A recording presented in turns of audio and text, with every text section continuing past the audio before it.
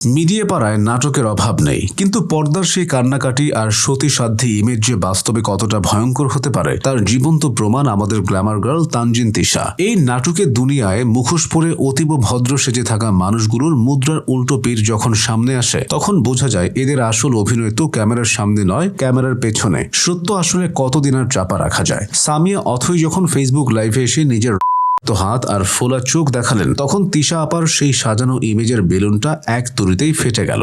সম্মান সবার প্রাপ্য এই সহজ কথাটি আমাদের এই সিনিয়র অভিনেত্রী বোধহয় শুটিং সেটের মেকআপ বক্সের নিচে কোথাও চাপা দিয়ে রেখেছেন। সামিয়া অথৈর অভিযোগ অনুযায়ী শুটিং এর প্রথম দিন থেকেই তিশার আচরণ ছিল খ্যাপাটে ষাঁড়ের মতো। বেচারে অথৈ তো ভালোবেসে তিশা আপার জন্য একটা সুন্দর উপহার নিয়ে গিয়েছিলেন, কিন্তু তিশা সেই উপহার গ্রহণ না করে উল্টো উগ্রতা প্রদর্শন করলেন। প্রথম দৃশ্য শুরু হতেই তিনি অথৈকে হাত করে ফেলেন। বিষয়টি দেখে অভিনেতা শহীদুজ্জামান সেলিম আর পরিচালক রিঙ্কু ভাই পর্যন্ত বনে গেছেন। একজন শিক্ষিত আর পেশাদার অভিনেত্রী কিভাবে সহকর্মীর উপর এভাবে হামলে পড়তে পারেন সেটা ভাবতেই অবাক লাগে। তবে এর পেছনের কারণটা যখন সামনে এলো তখন বোঝা গেল তিশা আপা কতটা ভালো মনের মানুষ। পুরনো শত্রুতার জের ধরে তিশা নাকি আগে থেকেই অথৈকে দিতেন যেন তিনি মুশফিক আর ফারহানের সঙ্গে কাজ না করেন। দিয়ে ক্ষান্ত হননি, রীতিমতো দাবি করে বসেছেন যে ফারহান নাকি ওনার জামাই হয়। আহারে, ফারহানের সাথে যারা যারা কাজ করেছেন তাদের সবার লিস্ট বোধহয় তিশা আপার ডায়েরিতে লাল কালি দিয়ে মার্ক করা আছে। কেয়া পায়েল থেকে শুরু করে সামিয়া অথৈ কাউকেই তিনি রেহাই দেননি। চিত্রনাট্য অনুযায়ী অথৈর একটা চর মারার দৃশ্য ছিল যা তিনি কারিগরিভাবে আলতো করে দিয়েছিলেন, কিন্তু তিশা আপা সপাটে পাল্টা চর বসিয়ে দেন। স্ক্রিপ্টে সেই দৃশ্য না থাকলেও তিনি এমন জোরে পাল্টা আঘাত করলেন যে অথৈর চোখ ফুলে গেল, এমনকি কথা বলতেও সমস্যা হচ্ছিল।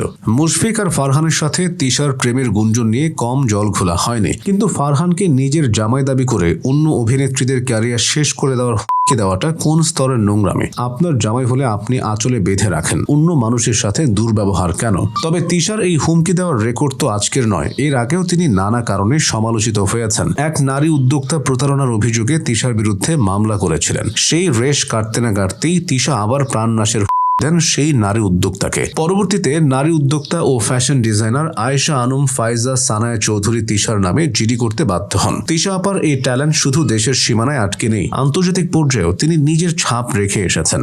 ভারতীয় একজন প্রযোজক শরীফুল ধাবক ওনার বিরুদ্ধে অর্থ আত্মসাতের অভিযোগ তুলেছিলেন। ভারতের ভালোবাসার মরশুম ছবিতে অভিনয় করার জন্য চুক্তিবদ্ধ হয়ে অগ্রিম টাকা নিয়েছিলেন ঠিকই, কিন্তু শিডিউল আর ভিসা জটিলতার দোহাই দিয়ে কাজও করেননি, আবার সেই টাকা ফেরতও দেননি। টাকা একবার তার ভ্যানিটি ব্যাগে ঢুকলে সেটা আর বের করতে ইচ্ছে করে না। এখন আবার নিজের কলিগের উপর হাত তোলার অভিযোগ। ভালো অভিনয়টা না করে আগে ভালো মানুষ হতে শেখাটা জরুরি। আমাদের দেশের দর্শকদের দুর্ভাগ্য যে তারা তিশার মতো অভিনেত্রীদের অভিনয়ের প্রশংসা করেন। আসলে কাউকে বেশি উপরে উঠাতে নেই, প্রয়োজনের তুলনায় কেউ বেশি উপরে উঠলে তার অহংকারের থার্মোমিটারও তরতর করে উপরের দিকে ওঠে, তখন মানুষকে এরা মানুষ বলে গণ্য করতে পারে না। তিশা আপার এই থ্রেড কালচার আর মেজাজ দেখানোর নেশা যদি না কমে তবে খুব শীঘ্রই ওনার ক্যারিয়ারেও লাল বাতি জ্বলবে, সেটা নিশ্চিত। মনে রাখবেন, যে দর্শক আপনাকে জনপ্রিয় বানিয়েছে সেই দর্শকই চাইলে আপনাকে আস্থা করে ছুঁড়ে ফেলতে পারে।